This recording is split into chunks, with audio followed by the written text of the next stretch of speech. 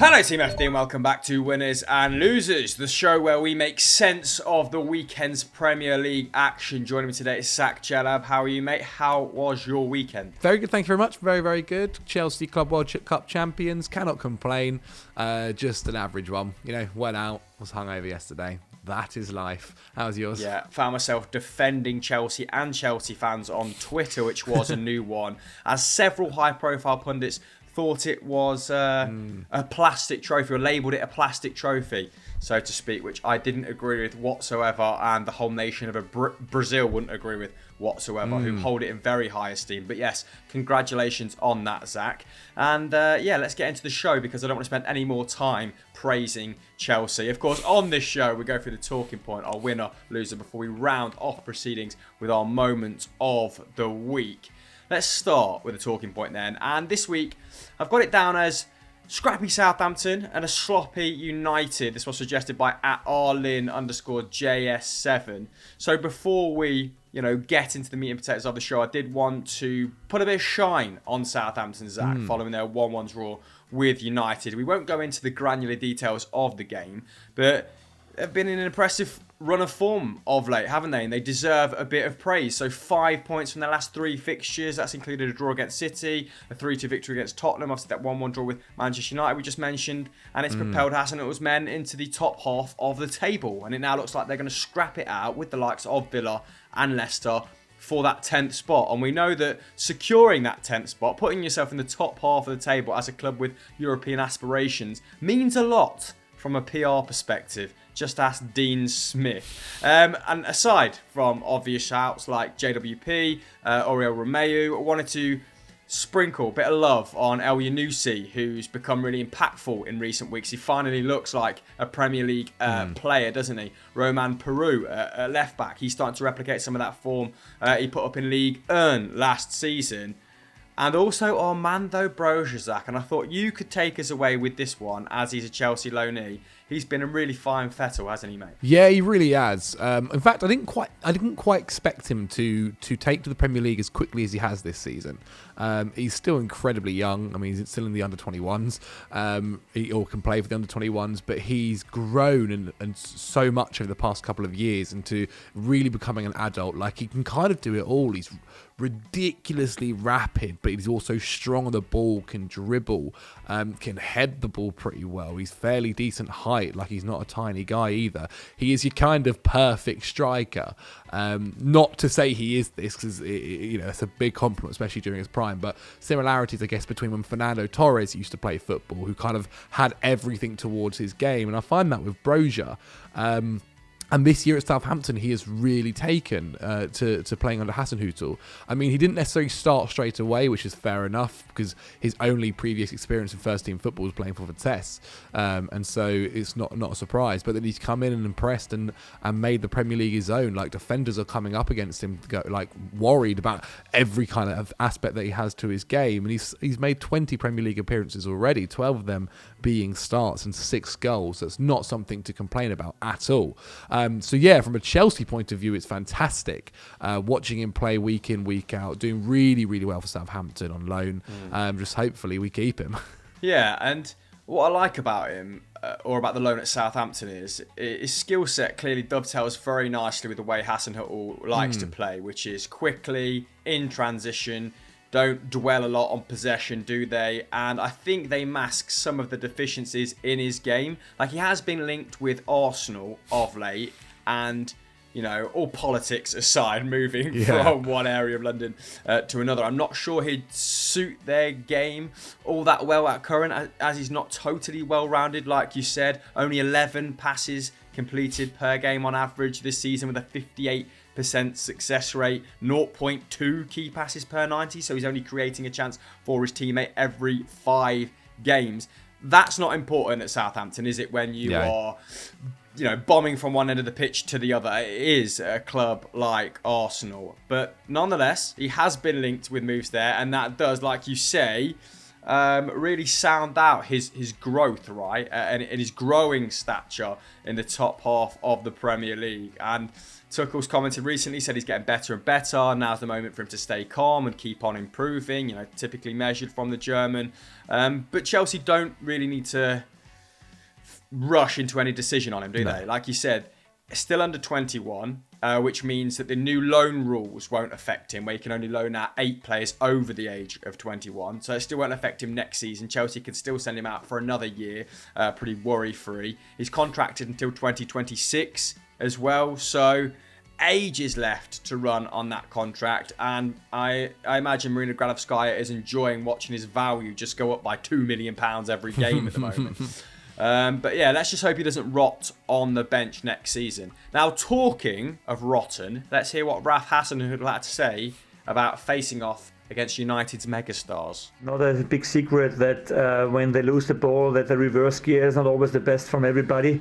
I think in the first half they have shown that they can work good against the ball. They had some good ball wins, as I said, but the longer the game was going, the more they are cheating then in the first line, and then you can play over this first line, and then you have space then, and you have then the chance to create something. So in short, the Southampton manager doesn't think the United players are working hard enough, and this echoes the sentiments of Gary Neville post-match as well. So I suppose what's more troubling than the performance is the ongoing rumours about the players' lack of unity and their apathy. And those rumours included this. Well, I thought that was downright disrespectful on Friday.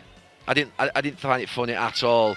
The fact that they were describing the number 2 of Ralph Rangnick as Ted Lasso, I didn't find it funny at all. I thought it was disrespectful. I thought it was disgusting, in fact. In fact, it actually summed up what I think of them, that they are disrespectful. I think if I was Ralph Rangnick and his number 2, to be honest with you, I would gain strength from that, because I wouldn't want to be on the same page as some of those players that are leaking that story, those types of stories. I mean, no, it never happened in my time, but we had the greatest level of stability. Now, Zach, as fans of other clubs, we can sort of have a cheap giggle at United's expense in this instance. But if you're a United fan and you're going through this run of form and you're underperforming to that extent, not really the sort of thing you want to see your players saying, is it? Especially the way this season's gone for them, very much down, to be honest, with a few ups. It is rough, because if you were out there and you're winning week in, week out, these rumours probably don't matter. Nothing comes out, but it's just kind of disrespectful. Really, this is a club that has long been about kind of fighting for the badge and making sure that you leave it all out there on the pitch. And then when the opposition manager is coming out and saying, oh yeah, these guys are, they're not really working that hard enough, this is what you can do to kind of beat them, kind of says it all, really. And if you're a United fan sitting at home and you're already annoyed with the way the season's gone, hearing that makes it even worse. Then you're hearing that players' agents are coming out before the game and starting rumours. It would be very, very frustrating. I'm not surprised if I was for any United fan that is annoyed. The biggest thing I kind of come away from it is just saying, like, it's disrespectful, really.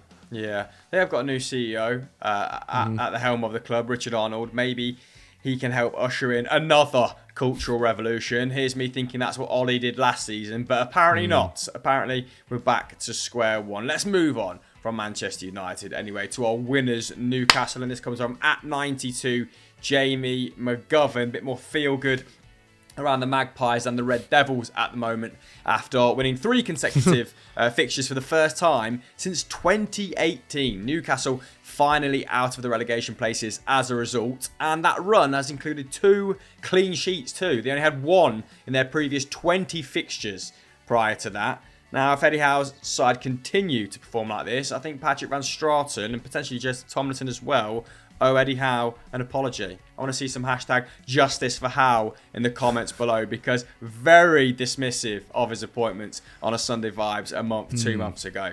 Anyway, set pieces and more proactive defending appear to be the catalyst for this positive change, with the Magpies scoring 3 free kicks in 3 successive games. Obviously, Captain Kieran Trippier grabbed the winner in this game, but man of the match, local lad, returning to the place where he had a season ticket as a teen, Dan Burn.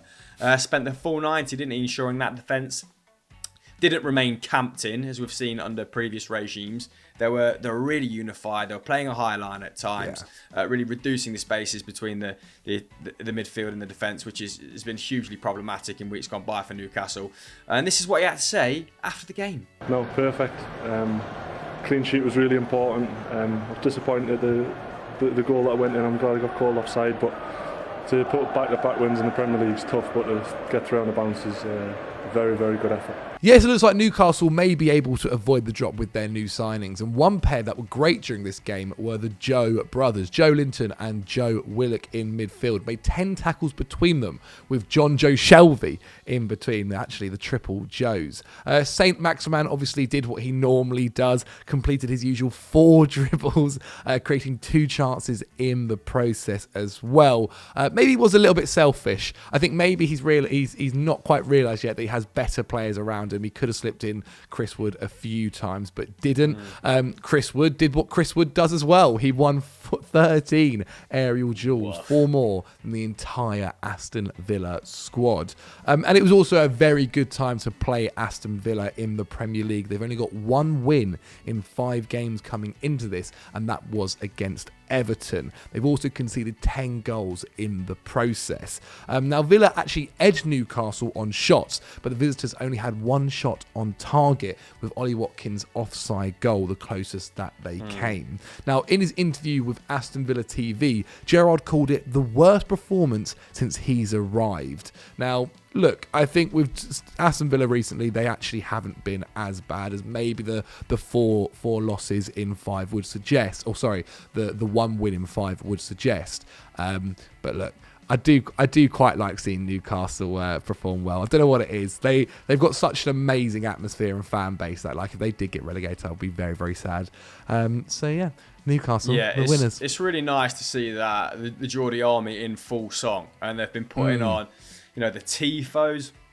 The atmosphere there in recent weeks has been fantastic. So great to see the place just alive again, isn't it? But talking, conversely, Spurs, their Champions League ambitions almost dead. I mean, that wasn't my best segue into the losers section, but I almost choked on a bit of spit. So we go again. This suggestion comes from @JoeSullivan24. Antonio Conte has lost 3 consecutive league games for the first time in 12 years. This is uncharted territory for him now. Conversely, though, Wolves won 4 successive top-flight away games for the first time since the 1980s, leapfrogging Spurs in the process. And their record as the 3rd best defence in Europe undiminished the Black Country side. So congratulations to them. We're not going to talk too much about Wolves in this episode because we did an explained video on how Bruno Lage has breathed new life into that club on Saturday. We'll put a link up on screen right now. Cue that bad boy up and go and watch it after this because it's an absolute corker and deserves many more views than it's currently on. All right. Okay, Zach, let's focus on Spurs then. Where did it all go wrong for them in this fixture? Happened pretty quickly, right? God, yeah. I mean, the first 30 minutes was one to forget. They were 2-0 down after 18 minutes, and Conte was forced to make his first substitution after just 28 of those minutes, taking off Sessegnon and going back to a back 4. Now, until this run of games, which was Chelsea, Southampton and Wolves, there was actually pretty good signs of progress under the Italian. I think Spurs fans were starting to feel like they were getting their club back. Harry Kane looked like he was back on top form again. In his first 10 league games, for example, Spurs were 3rd for expected goals and expected goals against and points per game. So obviously the underlying numbers were suggesting they were improving. But after those back-to-back defeats, it feels like it's back to a bit of a mess again, where we found them when Conte took over. They're now level on games with Arsenal, but we're actually 3 points behind them. And one game that they've got next is probably not what Conte wanted, Man City. However, Spurs against Man City recently have been pretty good, so who knows, it could be the catalyst. But listen, let's see what Conte had to say. I was very, very clear after 3 weeks about my opinion, and now we have to continue to work. There is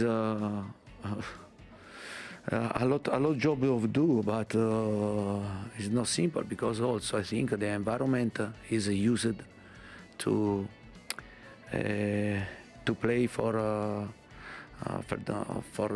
the fourth place, for Champions League, for UEFA League.